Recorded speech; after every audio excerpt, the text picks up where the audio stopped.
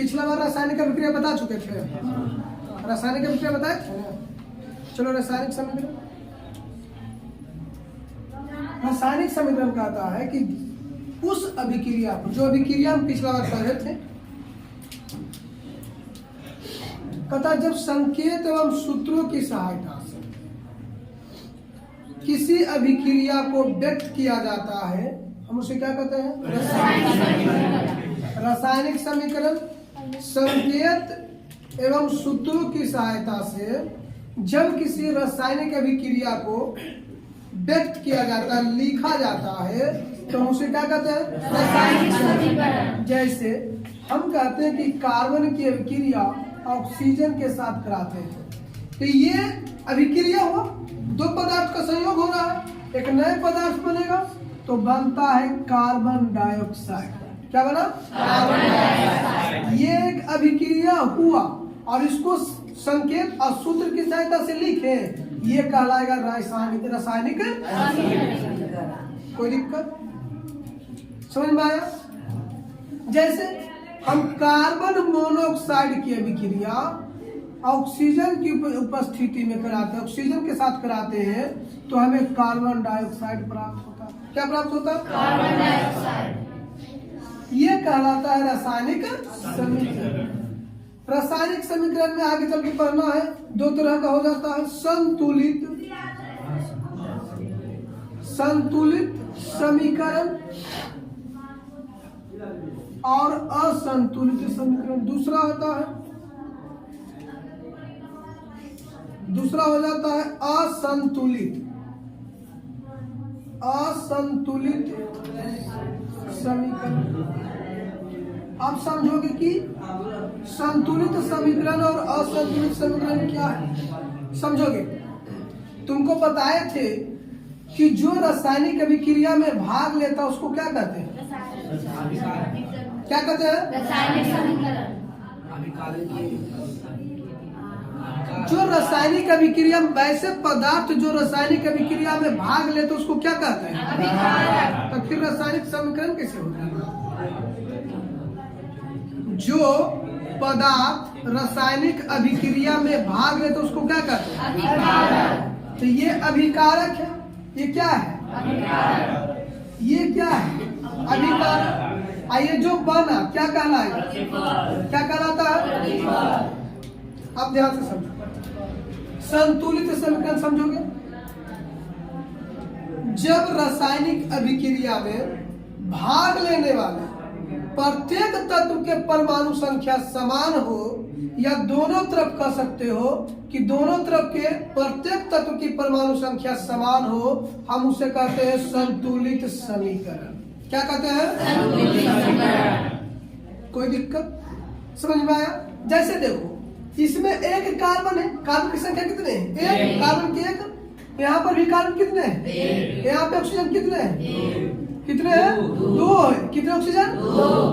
यहाँ पे कितने हैं? दो।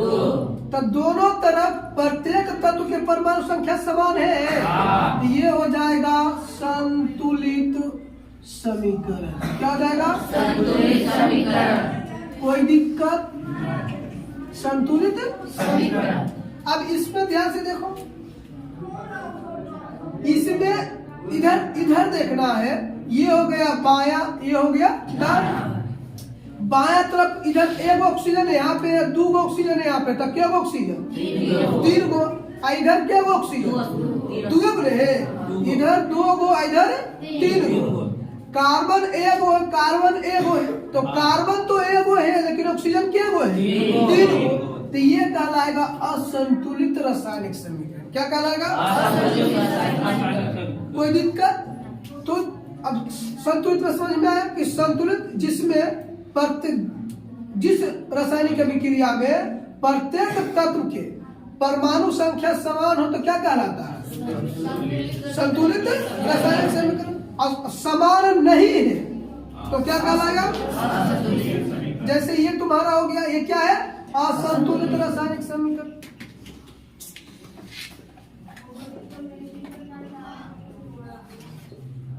कोई दिक्कत? संतुलित और असंतुलित में किसी को कोई दिक्कत है?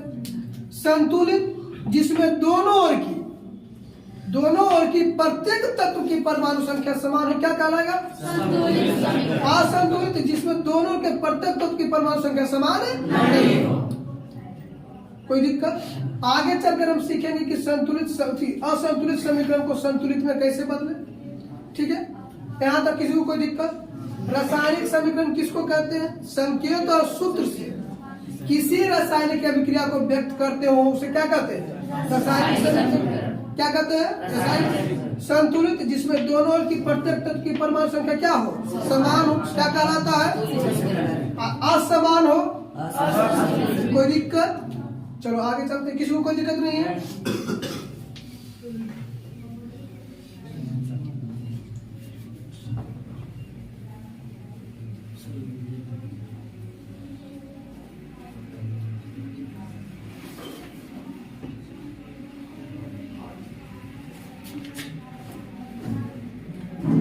अब आगे ध्यान दोगे?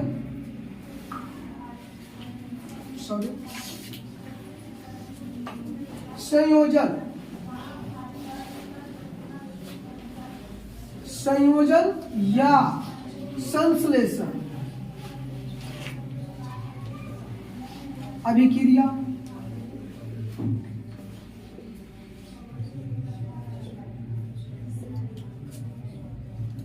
संयोजन या संश्लेषण, नाम से ही पता, संयोजन मतलब जुटना। बोल पे ध्यान दो, संयोजन मतलब क्या? जुटना।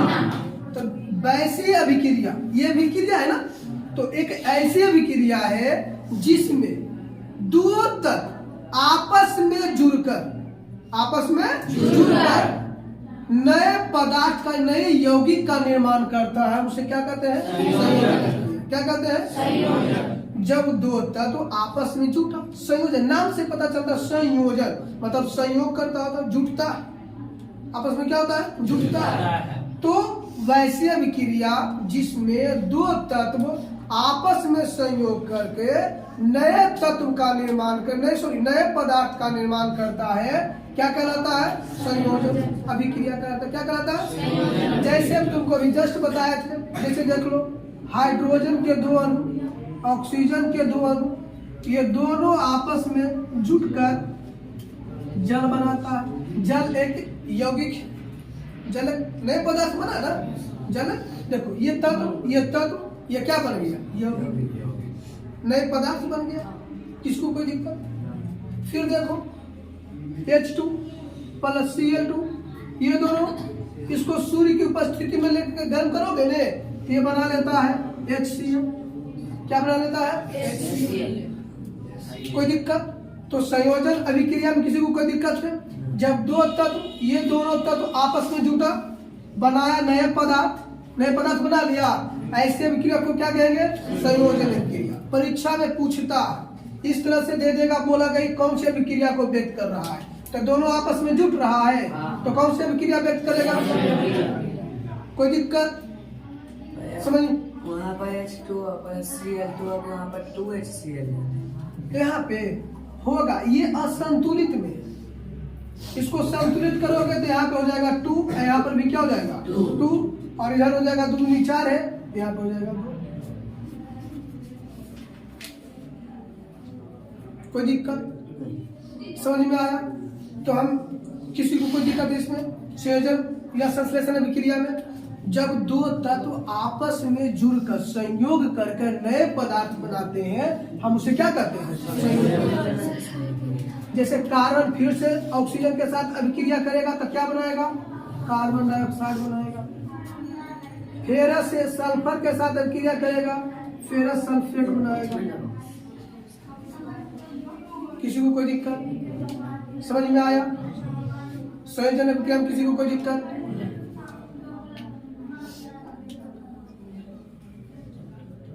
पंकज, दिक्कत नहीं है? आगे चले।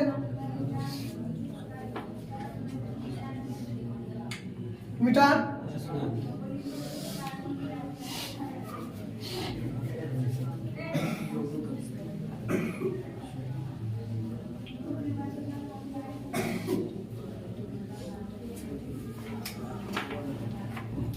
चलो आगे ध्यान दोगे। अगला अभिक्रिया है वियोजन। वियोजन या इसको अपघटन कहते हैं। अपघटन अभिक्रिया। चलो हलन करोगे, ध्यान से सुनोगे। देखो वियोजन, वियोग मतलब अलग होना, वियोग मतलब क्या, अलग, या अपघटन बोलते तो टूटना। तो जब एक बड़े यौगिक सरल यौगिक में या नए पदार्थों में टूट जाते, दो या दो से अधिक पदार्थों में टूट जाता है, वो कौन सी क्रिया को व्यक्त करता है, वियोजन या अपघटन। अपघटन का मतलब टूटना। जैसे CaCO3 ये बना लेता है CaO प्लस CO2। ये टूटा, ये एक पदार्थ, बड़े पदार्थ, ये टूट कर सरल पदार्थ में बन गया कि नहीं बना, ये कौन सी क्रिया को व्यक्त करेगा। अभी तुमको हम जल बनाए थे, तो ये जल है, इसको हीट करोगे ये टूटेगा, हाइड्रोजन और ऑक्सीजन, एक यौगिक टूट गया नए पदार्थ में, ये कौन सी क्रिया को व्यक्त करेगा, वियोजन या अपघटन। वियोजन या अपघटन। किसी को कोई दिक्कत समझ में आ रहा है या दिक्कत है। वियोजन या अपघटन क्रिया, किसी को कोई दिक्कत। बड़े पदार्थ दो या दो से अधिक छोटे सरल पदार्थों में टूट जाता है, तो कौन सी क्रिया को व्यक्त करता है। किसी को कोई दिक्कत, आगे चलते हैं।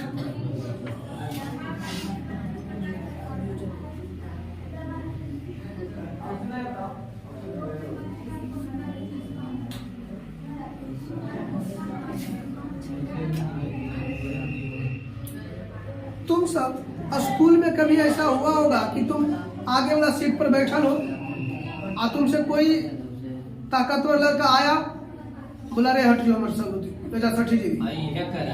हाँ चल चल हट हट।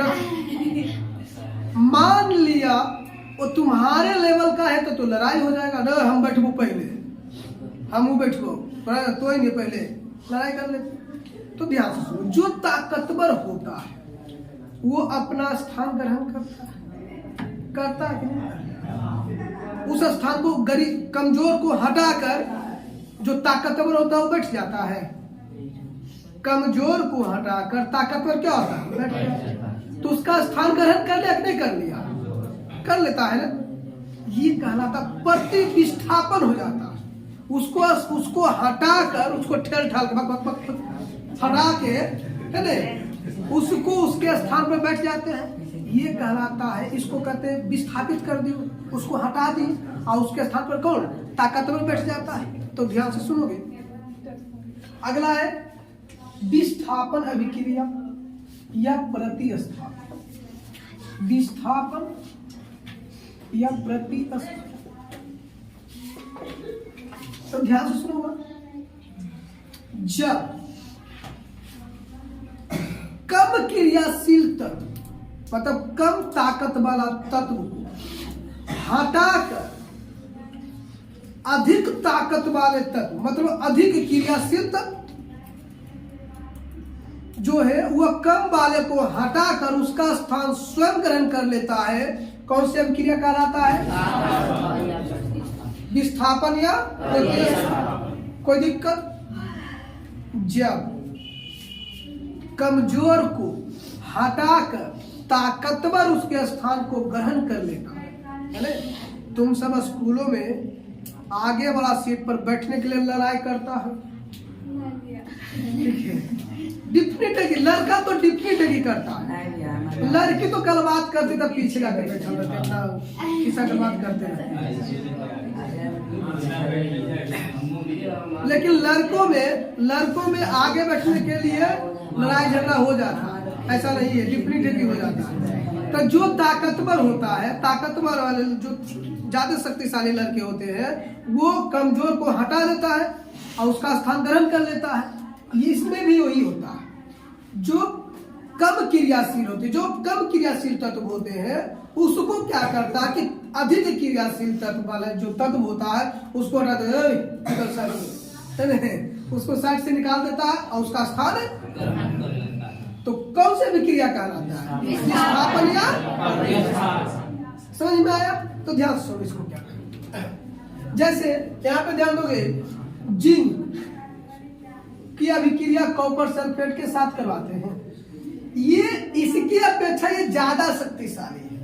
ये क्या कहता है? कॉपर से हट में कि मार खाइए, ठीक है, हट में ईमानदारी बढ़िया से हट में कर, हट जो अरे तो बाद में तो छोड़ने करो, है नहीं? ये बेचारा चुपचाप स्टार्ट हो जाता है और उसका स्थान ग्रहण कर लेता है। कोई दिक्कत?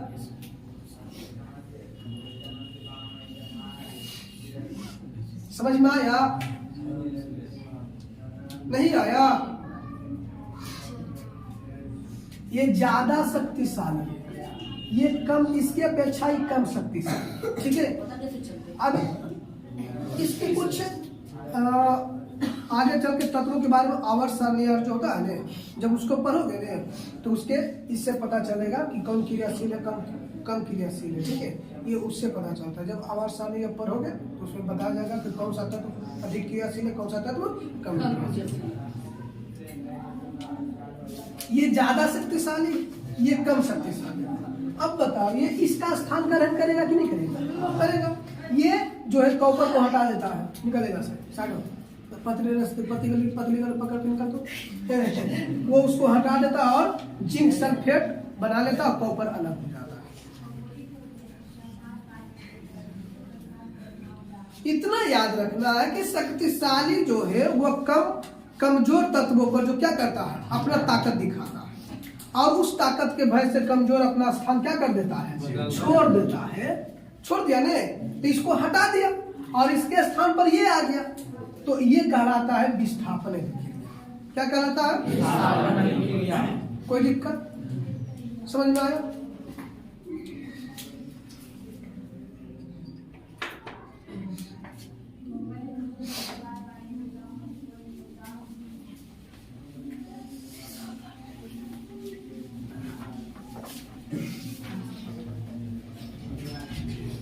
यहां तक किसी को कोई दिक्कत है?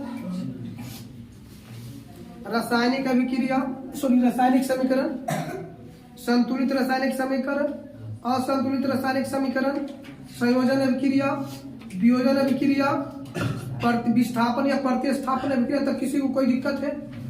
किसी को कोई दिक्कत है तो बोलोगे। चलो आगे ध्यान दोगे। अगला है द्विविस्थापन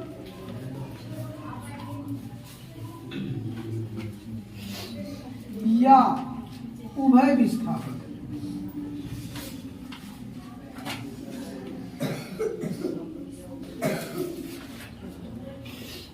देखो, द्विविस्थापन या उभय विस्थापन में क्या होता है कि इसमें दो यौगिक को डाला जाता है और ये अपने अपने मूलकों का आदान प्रदान करता है। कभी कभी ऐसा होता है कि जो चीज की जरूरत तुम्हें होती है वो सामने वाले को भी होती है, तो कहता है तो ले ला, ये हमरा दे दा, होता है ना। लेन देन की क्रिया करता है, इसमें भी होता है। जैसे हम NaCl की अभिक्रिया जब AgNO3 के साथ कराते हैं, AgNO3 के साथ कराते हैं, ये अपने अपने मूलकों का आदान प्रदान करता है।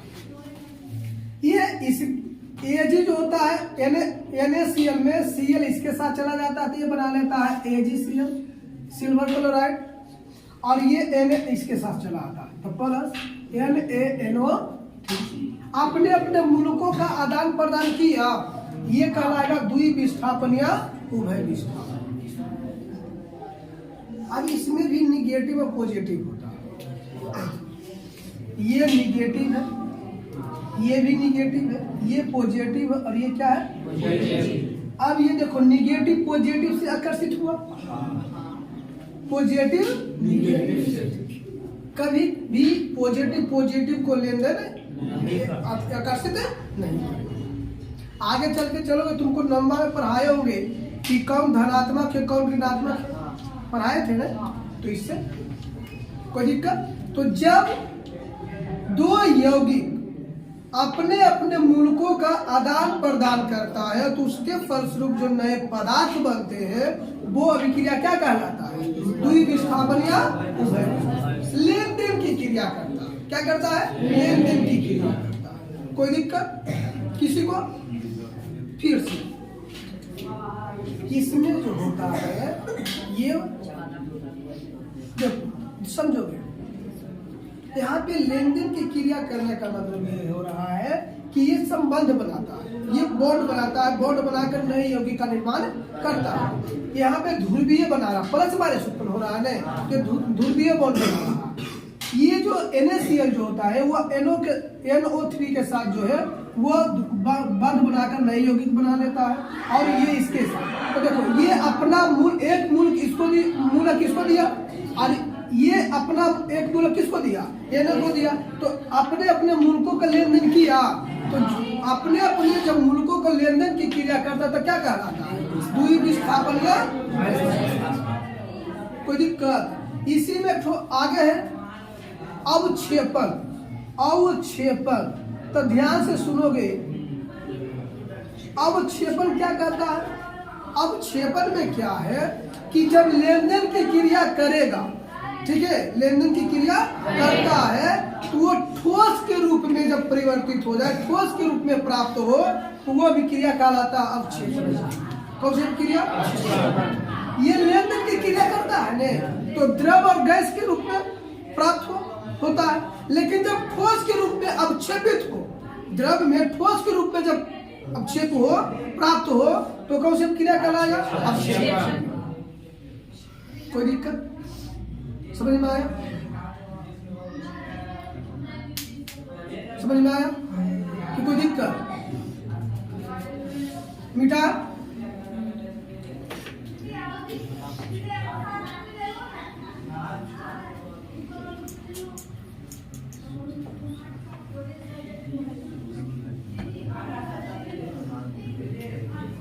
यहाँ तक याद हो जाएगा? यहाँ तक याद हो जाएगा? थोड़ा पीछे रिवीजन करवा देते हैं।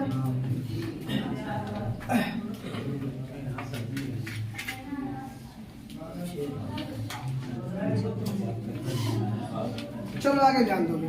हमने पिछले क्लास में पढ़ा था रासायनिक अभिक्रिया। तो जब दो तत्व या दो से अधिक तत्व आपस में जुड़कर अपने से भिन्न गुण वाले नए पदार्थ का निर्माण करता तो उसको क्या कहते हैं? रासायनिक अभिक्रिया। इस अभिक्रिया में दो प्रकार के पदार्थ होते हैं। एक तो वो जो रासायनिक अभिक्रिया में भाग लेते हैं, और एक वो जो रासायनिक अभिक्रिया के फलस्वरूप बनते हैं। तो जो रासायनिक अभिक्रिया में भाग लेते हैं उसे हम अभिकारक कहते हैं। क्या कहते हैं? अभिकारक। और जो बनते हैं प्रतिफल या उत्पाद, उत्पन्न होता है तो उत्पाद हो जाता है। तो जो भाग लेता है, जो भाग लेता है उसे क्या कहते हैं? अभिकारक। और जो बनते हैं उत्पाद, प्रतिफल या उत्पाद। तो क्वेश्चन यहाँ सब्जेक्टिव में पूछा है कि रासायनिक अभिक्रिया में भाग लेने वाले पदार्थ क्या कहलाते हैं? ऑप्शन नंबर ए उत्पाद, ऑप्शन नंबर बी अभिकारक, option number C A and B, option number D none of these. क्या होगा? क्या होगा? अब इसी में पूछ दे कि वैसे पदार्थ जो रासायनिक अभिक्रिया के फलस्वरूप बनते हैं तो इसमें कौन हो जाएगा? क्या हो जाएगा? क्या हो जाएगा? कोई दिक्कत? अब आगे चलो। क्वेश्चन पूछता है कि H2 plus Cl2 arrow 2HCl कौन सी अभिक्रिया को बताता है? कौन सी अभिक्रिया को बताता है? ऑप्शन नंबर ए वियोजन अभिक्रिया, वियोजन अभिक्रिया, बी संयोजन अभिक्रिया, ऑप्शन नंबर सी अवक्षेपण अभिक्रिया, option number D none of these. क्या बताओगे? कौन सी अभिक्रिया? इस तरह के क्वेश्चन पूछेगा तब बता दोगे कि कोई दिक्कत नहीं। यहीं तक रहने देते हैं, फिर अगले क्लास में इसके आगे चलेंगे। कोई दिक्कत